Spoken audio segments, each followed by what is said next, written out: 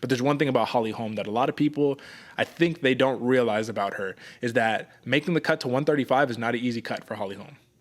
So given that she's fought at 145, she has to cut to get to 135. We're in a big cage because this is UFC San Antonio. This is not the Apex. I think everything is kind of leaning towards Holly Holm, right? In terms of being able to dictate the way she wants to fight. Now, if you're arguing for no, Santos can definitely get this thing done, how does she get it done? And does it heavily involve clinching, takedowns, things of that nature? That's what I was thinking, Derek. The clinch game is going to be very important for Yana Santos on this one, man. Yana is it's going to be hard because you're right. She's used to being the bully. She's used to going in there. But as far as lately, she's kind of fallen off of that bully track. So I'm interested to see how she approaches this fight. Being a mother, coming back and seeing this, maybe a more tactful approach from Yana Santos, excuse me.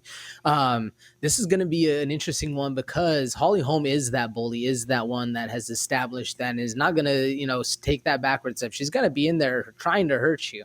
So as far as if Yana can actually get in there, control the clinch, it's going to be a big task. But I see her, feinting the takedown a little bit, having Holly Holm trying to just work off the feet, and then maybe something work, cut in a corner, something around there. But I don't know, Derek. It sounds like making a big mountain over here. Do you see it as that big of a task too, or is it going to be a little easier than we think?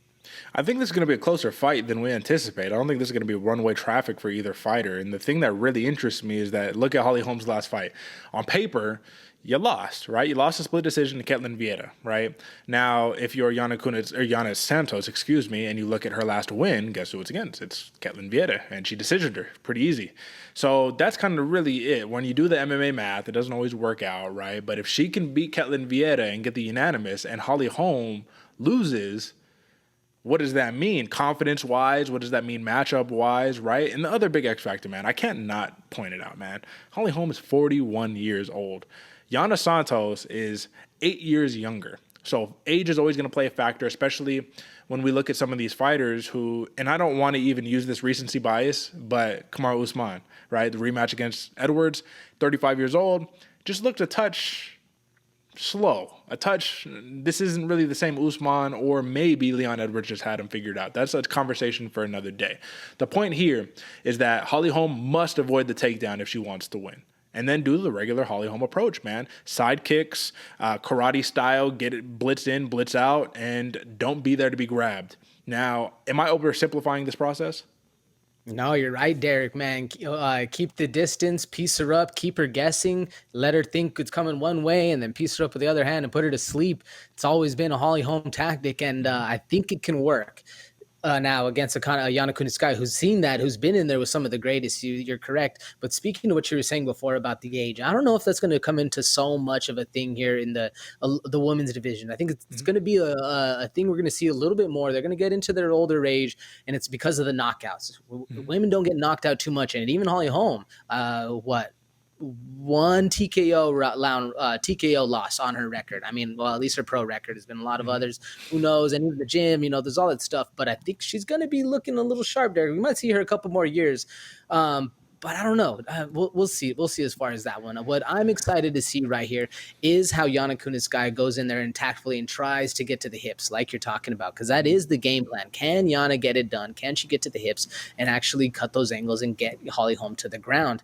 I don't think it's going to be that easy. And even if you're not as biased as me, there is some people who think that Holly Holm won that last fight against Ketlen Vieira. So as far as X's and O's of MMA math, who's beat who, it could be even going into this one. What do you think? Well, it's funny that you say that because that was the other thing I was going to mention. I'm doing a disservice if I don't mention that Holly Holm. Let's not forget her last win was against Irene Aldana, right? Well, Irene Aldana actually knocked out Yana Kunitskaya in the last fight. That was almost 2 years ago. So we have to talk about the layoff, too, of Santos, right? She's coming back to action, all that good stuff. So who knows, man? Mom strength is real, after they have the baby sometimes. But then this is the other thing. Let's not forget the myth, the legend, the curse of first fight back from having a kid. You see a lot of these women fighters drop their first one. Mackenzie Dern is a good example of that one. I can't think of too many off the top of my head, but I do know that is a common thing. Either way, man. Nunez. Yeah, there's a couple out there, Derek. Yeah, absolutely, man. So let's talk about it. Holly Holm, minus 220 favorite. And you're right. I do think she won that fight against Ketlin Vieira. Either way, man. Yeah, I think she points her way to victory, man. I know this one is a Bloody Water podcast consensus pick right here, so I think we're on the same page. Yana Santos on the feet, I think she can, you know what I mean? She has some power. She can get the job done. But Holly Holm, I mean, listen, dude, you don't come from that boxing background and just lose it overnight, man. She's going to do her thing. The one thing I will say is probably not the best idea is to try to initiate that clinch against Santos, because Holly Holm does do a little bit of that clinchy up, put you against the cage. I think that could spell trouble. Otherwise, I see a decision victory for Holly Holm in the future. How do you see it? Yeah, decision, Derek. I mean, fool me once, shame on you. Fool me twice. That happened last week. I'm not doing it again. If they're putting minus points on the board and you're going with that one, you have to take it. And if we get fooled again, that's how MMA works. And I won't be too upset in the post show. But folks, you got to check it out to see. So tune in then too. I'm glad you pointed out the clinch of Holly Holm, Derek. It does worry me because sometimes she will reach in that clinch, and when you're reaching, your chin's exposed. Worries me a little bit, and especially if Yana Santos can come over the top, big right hands, big elbows. Woo, let's hope not. Either Let's way, hope not. Holly Holm by decision. Yes, sir. All right, moving on to